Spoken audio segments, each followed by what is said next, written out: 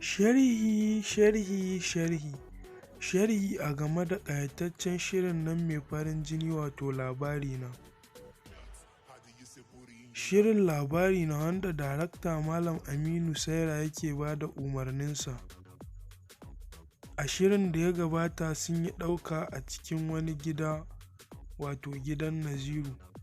A ɗaukar ne al'umma suka hango CCTV kyamara a cikin falo, wanda haka ya janyo kace-nace a kafafen sada zumunta irin su Facebook, Instagram da kuma TikTok.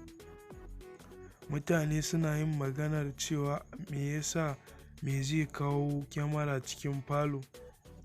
Shin Naziru M. Ahmad bai yarda da Aminu Saira ba ko kuma yana gudun abin da zai je dawo ne? Wannan dai shine labarin da yake ta yaduwa a tsakanin kafafen sada zumunta.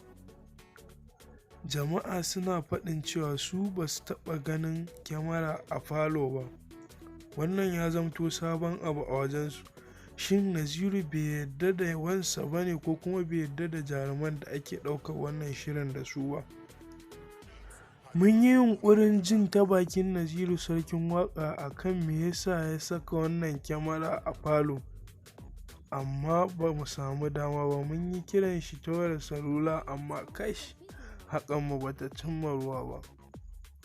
Za mu ci gaba da bibiyarsa insha Allahu, da zarar mun samu wani bayani za ku ji mu ɗauke da shi. Za ku iya bayyana ra'ayoyinku a comment section. Don Allah kada a manta da liking na wannan bidiyo. Wanda bai mana subscribing ba shi ma don Allah ya taimaka ya yi, domin ci gaba da kasancewa tare da mu.